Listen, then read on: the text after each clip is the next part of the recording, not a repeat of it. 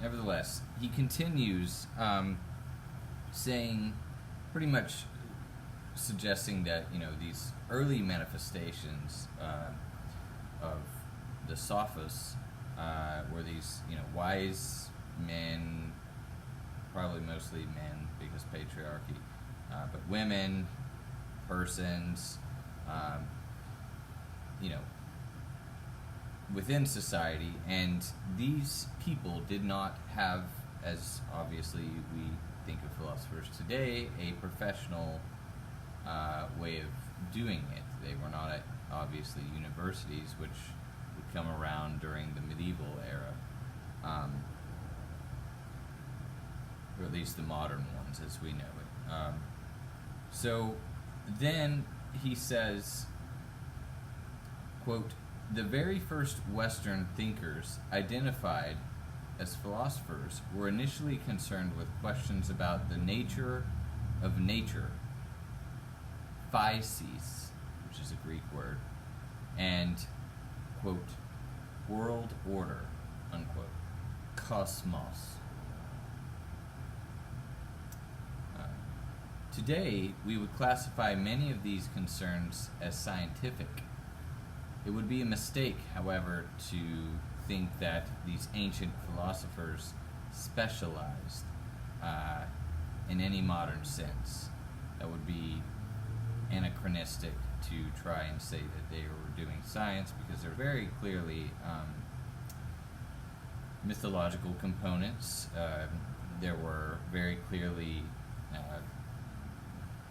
big M metaphysical components to science, and they were doing many things. Soccio writes, indeed, Plato and Aristotle were interested in ethics, logic, language, art, human nature, politics, and mental and physical health. Aristotle was also interested in physics, biology, botany, and anatomy." So, unquote. So this next section will be about the evolution of a sophist to a philosopher.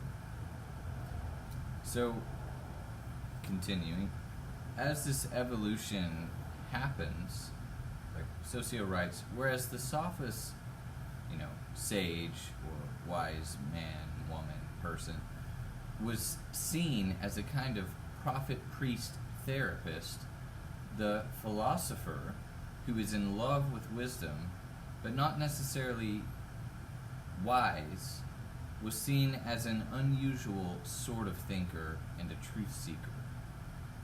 That was on page 59, by the way. Why do you think that the philosopher would not be seen as wise?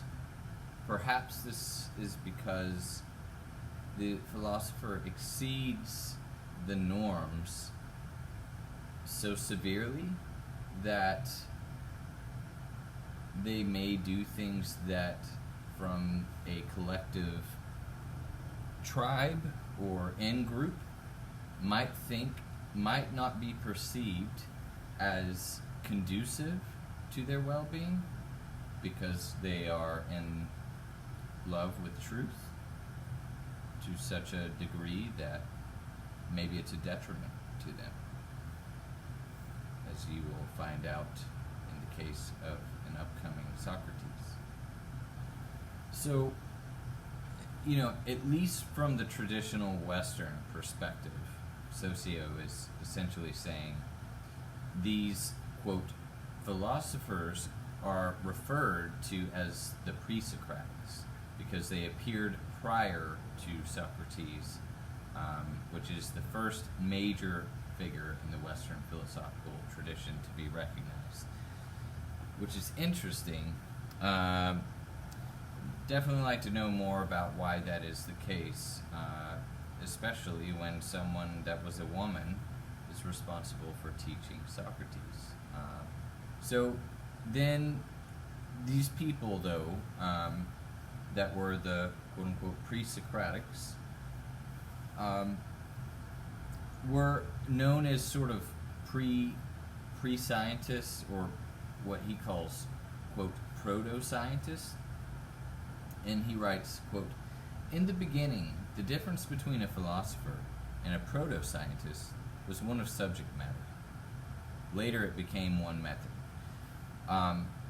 This is also relevant to a publication that I have that essentially shows, and I think maybe even Richard King in your Indian philosophy piece talks about this a little bit, but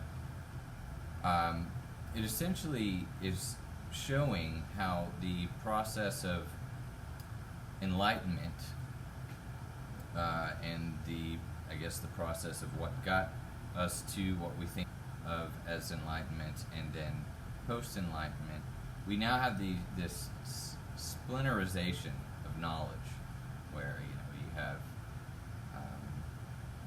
a less holistic person and a less well-rounded person. You might have someone that's really good at science but is terrible at philosophy, or you might have somebody that's really good with gardening but doesn't know how to read or write. And I'm not suggesting that people historically have always had this, but what I am suggesting is the way in which this analytical reason gets sort of divorced from the context and is split or splintered, especially in the early Greek stage, which you'll see.